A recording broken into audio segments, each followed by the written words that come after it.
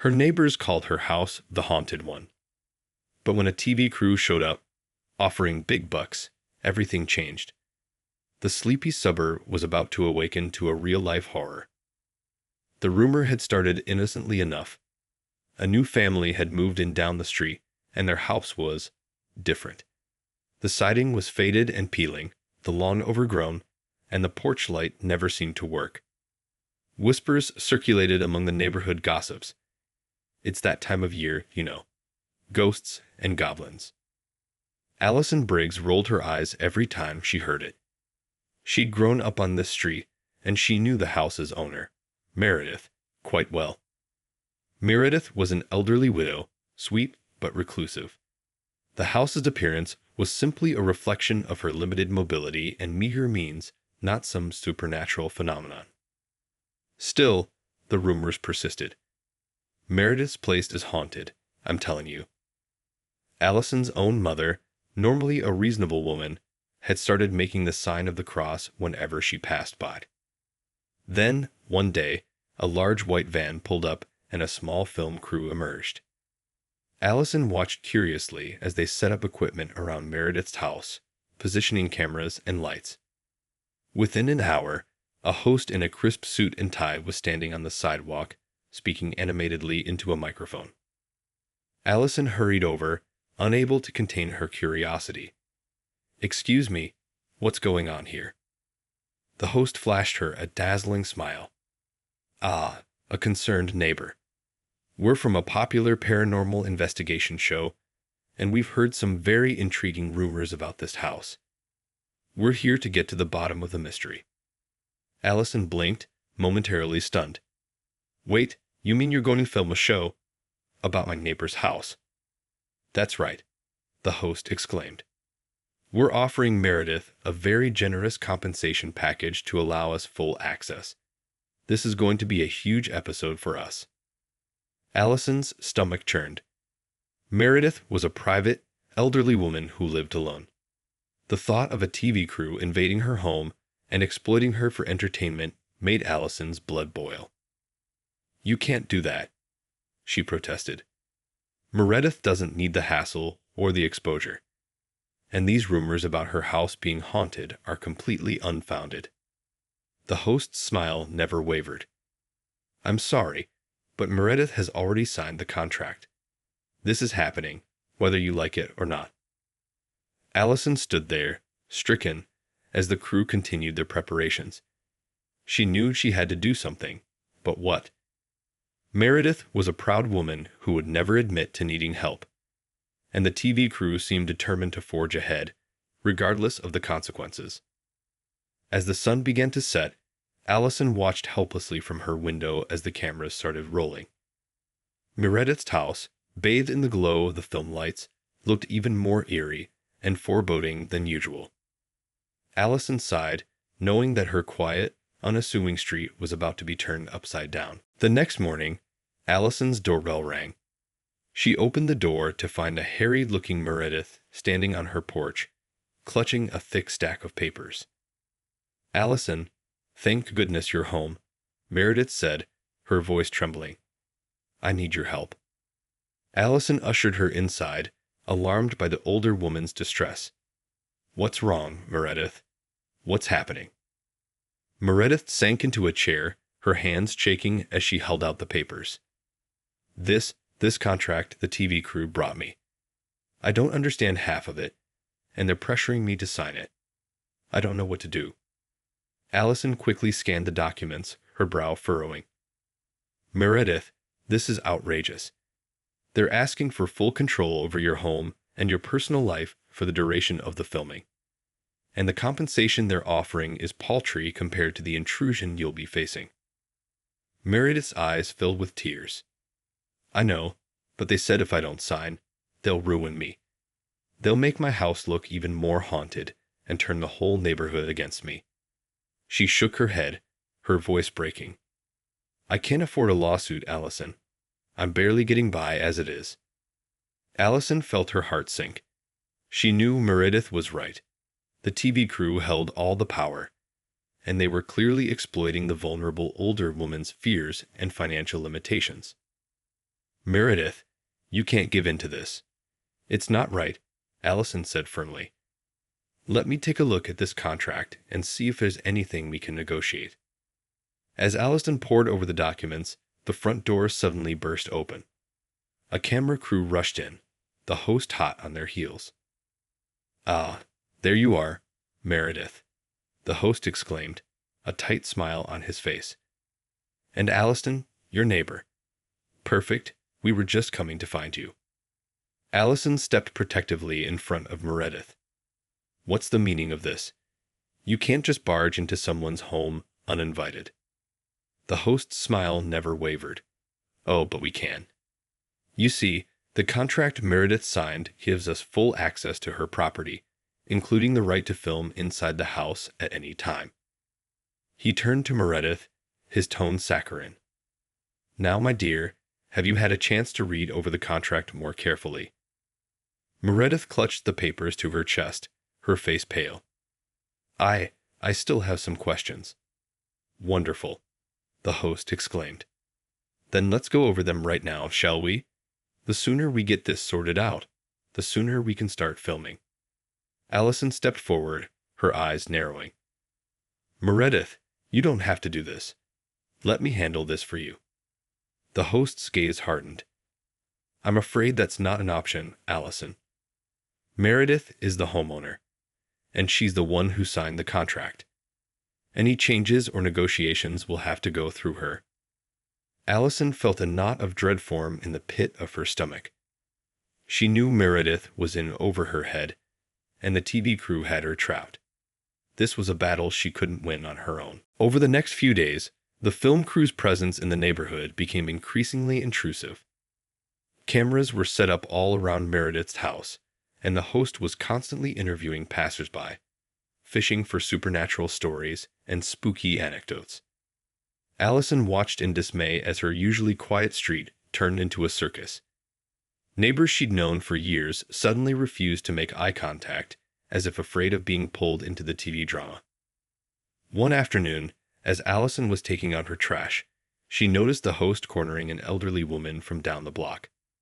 The woman's face was pale, and she was shaking her head vehemently. Allison hurried over, unable to ignore her protective instincts. Excuse me, what's going on here? The host turned, his smile as artificial as ever. Ah, Allison. Perfect timing. Mrs. Wilkins here was just telling me the most fascinating story about strange noises coming from Meredith's house. Mrs. Wilkins shot Allison a pleading look. I don't want to be involved in this. I was just minding my own business. Allison placed a reassuring hand on the woman's arm. It's okay, Mrs. Wilkins. You don't have to speak to them if you don't want to. The host's brow furrowed, his jovial facade cracking. Now, let's not be hasty. This is all in the name of good television. Surely you can understand the importance of sharing the truth about what's happening on this street. Allison felt her temper flare. The truth. The only truth here is that you're exploiting a vulnerable woman and turning this entire neighborhood into your personal circus. The host's eyes narrowed. Be careful, Allison. You're putting yourself in a rather precarious position. Meredith signed a contract, and she's the one who will suffer the consequences if you or anyone else interferes. Allison's grip tightened on Mrs. Wilkins' arm. Meredith is clearly being taken advantage of. I won't stand by and let you bully her or the rest of us. The host's smile returned, but it held a dangerous edge. That's where you're wrong, my dear. Meredith is the one who's chosen to participate in this, and she's the one who stands to benefit. If you try to interfere, you'll only end up hurting her more. With that, he turned and strode back toward Meredith's house, leaving Allison and Mrs. Wilkins in his wake. Allison felt a chill run down her spine. The host's words had been a clear threat, and she knew she couldn't ignore it. But she also couldn't stand by and watch Meredith be exploited. She had to find a way to stop this madness before it spiraled even further out of control. As Mrs. Wilkins trembled beside her, Allison made a silent vow. She would do whatever it took to protect her neighbors and her community, even if it meant going to war with the ruthless TV crew. Allison spent the next few days carefully observing the film crew's activities, trying to find a weak spot in her operation. She noticed that they seemed to be relying heavily on the local community for their content, interviewing neighbors and gathering stories about Meredith's house. Allison realized that if she could somehow discredit or undermine the TV crew's narrative, it might force them to reconsider their plans. But she knew she couldn't do it alone. She needed the help of the other residents. One evening, Allison organized an impromptu neighborhood meeting, inviting everyone who lived on the street. To her relief, nearly every household showed up, their faces a mix of curiosity and concern. "Thank you all for coming," Allison began, her voice steady. "As you know, a film crew has taken over Meredith's house, and they're pressuring her to let them make a show about it. But what they're doing is wrong. They're exploiting a vulnerable woman and turning our community into a circus." A murmur of agreement rippled through the crowd. Allison continued, "I think we need to take a stand. We need to show them that we won't be bullied or manipulated. We need to reclaim our neighborhood and protect Meredith." Mrs. Wilkins, the elderly woman Allison had defended, spoke up. "But what can we do? They have a contract with Meredith, and they seem to have all the power." Allison nodded. "That's true, but we have something they need. Our stories, our experiences, our community. They can't make their show without us, and that's where we have leverage." She outlined her plan, and to her relief, the neighbors listened intently, their expressions shifting from fear to determination. Over the next few days, the film crew continued their interviews, but this time, the residents refused to cooperate. When the host approached them, they would simply shake their heads and walk away. "I'm sorry, but I don't have any stories to share about Meredith's house," one woman said, her voice firm. "Haunted. Nah, this is just a normal neighborhood," a man scoffed, turning his back on the frustrated host. Allison watched from her window, a small smile playing on her lips. The more the crew tried to coax stories out of the neighbors, the more they were met with stony silence. Finally, the host confronted Allison, his face flushed with anger. "What's going on here? Why won't anyone talk to us?" Allison shrugged, feigning ignorance. "I'm not sure. Maybe people are just tired of being harassed in their own homes." The host's eyes narrowed. "You're behind this, aren't you? You're turning the neighborhood against us." Allison met his gaze evenly. "I'm not turning anything against you. I'm simply asking my neighbors to protect their own community. If you wanted their cooperation, maybe you shouldn't have tried to exploit them in the first place." The host opened his mouth to retort, but Allison cut him off. "If you can't get the content you need, maybe it's time to reconsider this whole venture. After all, without our stories, you don't have a show, do you?" The host's face twisted with fury, but Allison could see the seeds of doubt taking root. She knew she had them on the ropes, and she was determined to finish the fight. The next few days were a tense standoff between the film crew and the united neighborhood. Allison and the other residents refused to engage with the host and his team, effectively grinding their production to a halt.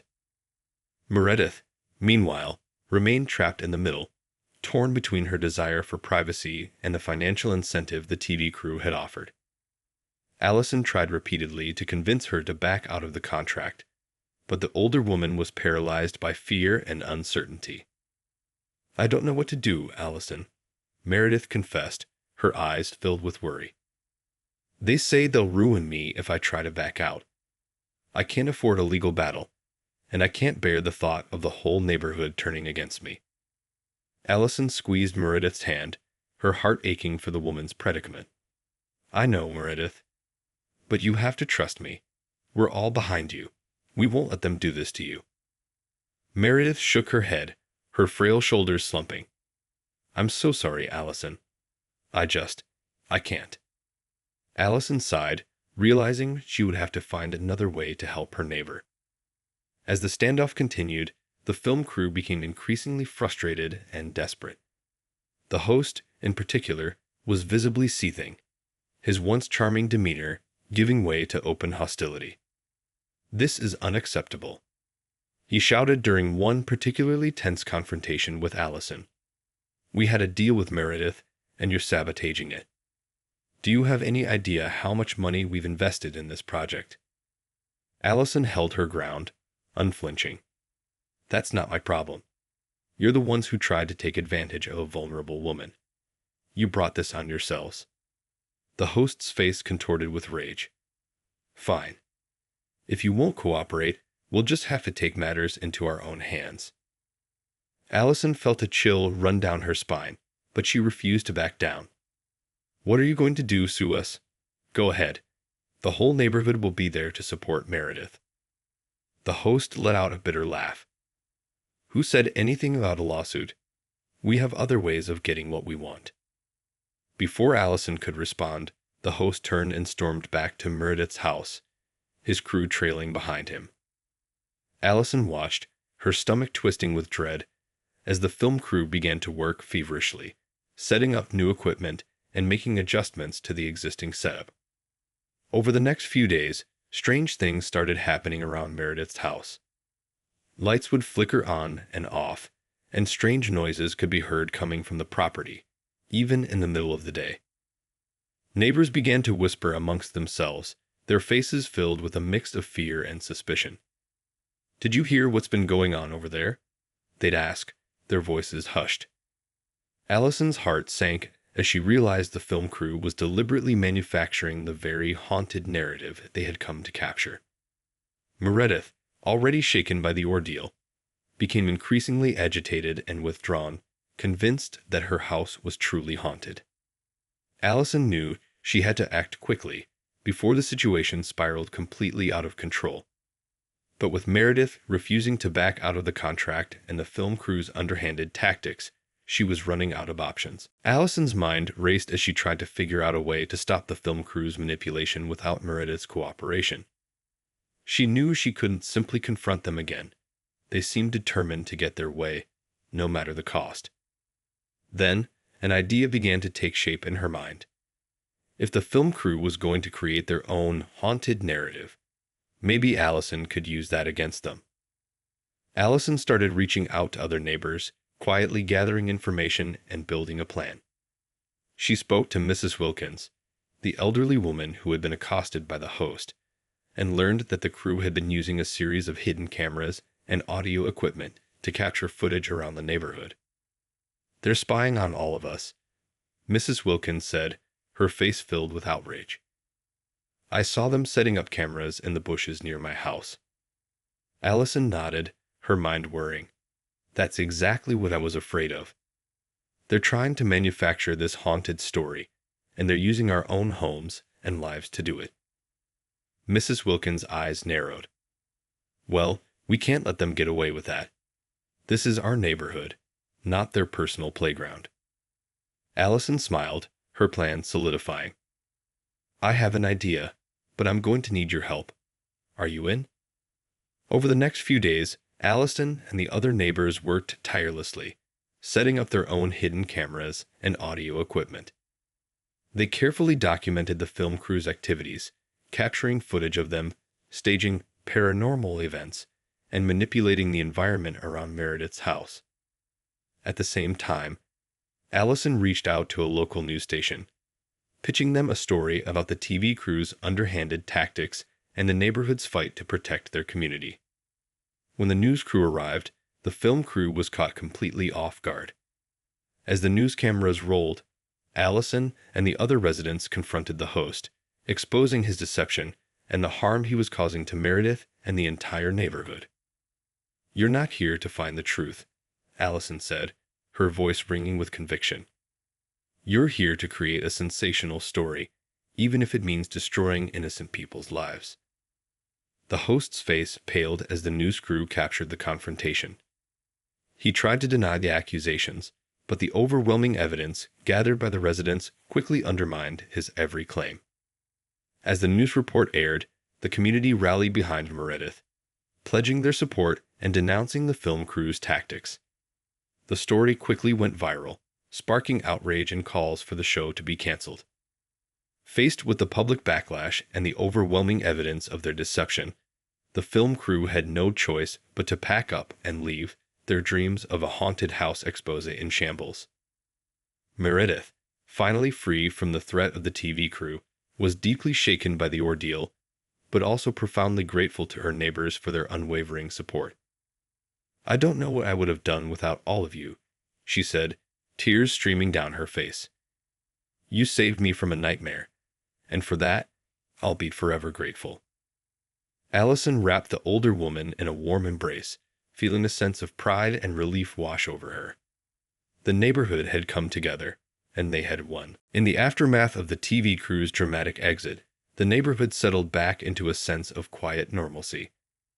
The strange occurrences around Meredith's house quickly faded, and the once ubiquitous film equipment was swiftly dismantled and carted away. Allison watched with a mixture of relief and satisfaction as the street returned to its peaceful, familiar state. The ordeal had been a trying one, but it had also brought the community closer together in a way she hadn't anticipated. Meredith, in particular, seemed to have a newfound sense of confidence and connection with her neighbors. She began to venture out more often, waving and chatting with the people she'd once avoided.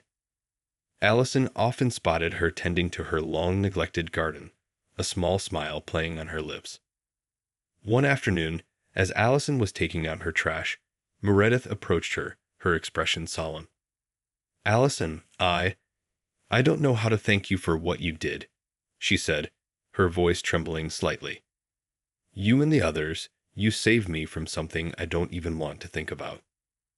Allison reached out and squeezed Meredith's hand, her own eyes shining with emotion. "You don't have to thank me, Meredith. We're neighbors, and we look out for each other." Meredith nodded, swallowing hard. "Still, I owe you all so much. I was so afraid, you know. Afraid of being ridiculed, afraid of losing everything. But you all stood up for me, even when I couldn't do it for myself." Allison smiled reassuringly. "We knew you were in a difficult position, Meredith, but we also knew that you didn't deserve to be exploited like that. You're a part of this community, and we weren't going to let anyone take advantage of you." Meredith's eyes filled with tears. "I'm just so grateful. I feel like I have a family again, you know. A real family, not just the ghosts of the past." Allison pulled the older woman into a warm embrace, her own heart swelling with emotion. "You do, Meredith. You've always had a family here, even if you didn't realize it." As they broke apart, Meredith's gaze grew thoughtful. "You know, I think I'm going to start fixing up the house. Maybe even get a new porch light, one that actually works." Allison grinned. "That sounds like a wonderful idea. And if you need any help, you know the neighborhood is here for you." Meredith nodded, her expression resolute. "I do, and I'm not going to let anyone take advantage of me again, not even my own fears." In the days that followed, the transformation of Meredith's house was a sight to behold. Neighbors pitched in, lending a hand with the repairs and landscaping, and the once neglected property began to take on a new, vibrant life. Allison watched it all unfold with a sense of pride and accomplishment. The neighborhood had banded together, overcoming the TV crew's manipulations and Meredith's own fears, and in the process, they had forged an even stronger, more resilient community. As the finishing touches were put in place, Meredith stood back, her eyes shining with joy. "It's perfect," she whispered, her voice filled with wonder. "Thank you, all of you." Allison knew that the battle had been hard fought, but the victory was all the sweeter for it. The neighborhood had reclaimed its identity, and Meredith had reclaimed her place within it.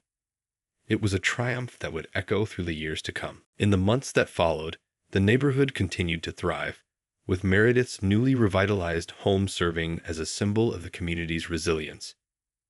The once whispered rumors about a haunted house had been replaced by a sense of pride and belonging, as the residents came together to support one another in ways they hadn't before. Allison, in particular, found herself at the heart of this newfound camaraderie. Her role in standing up to the TV crew had earned her the respect and admiration of her neighbors, and she found herself being sought out more and more as a trusted confidant and problem solver. One afternoon, as Allison was tending to her own garden, Mrs. Wilkins approached her, a concerned expression on her face. "Allison, I'm worried about something," the elderly woman said, her voice lowered. Allison paused, immediately sensing the weight of Mrs. Wilkins' words. "What is it, Mrs. Wilkins?" "It's the Petersons down the street," Mrs. Wilkins explained, her brow furrowed. "I've noticed some strange activity around their house lately, and I can't help but wonder if that TV crew might be back, trying to cause trouble again." Allison felt a chill run down her spine. The thought of the film crew returning to their neighborhood was enough to send a wave of anxiety through her. "What kind of strange activity?" she asked, her voice tense. Mrs. Wilkins shook her head. "I'm not sure, but I've seen some unfamiliar vehicles parked outside their house, and I've heard strange noises coming from their backyard at night." Allison's mind raced, considering the possibilities. "Have you tried talking to the Petersons about it?" Mrs. Wilkins nodded. "I have, but they seem nervous, somehow. They didn't want to discuss it." Allison frowned, her protective instincts kicking in. "Okay, let's not jump to conclusions.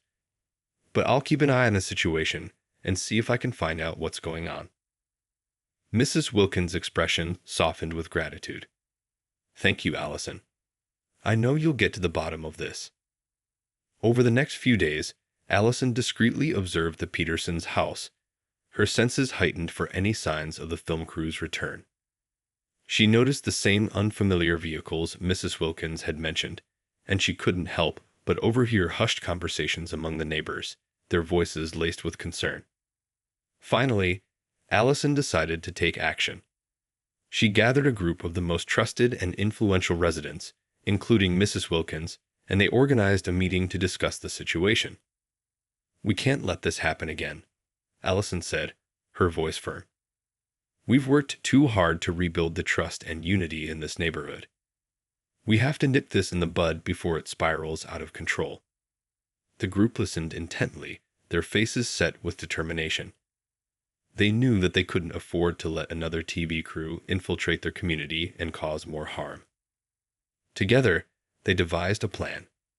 A coordinated effort to monitor the Petersons' house, gather evidence, and confront the potential intruders before they could gain a foothold. They would not be caught off guard this time, and they would do whatever it took to protect their neighborhood.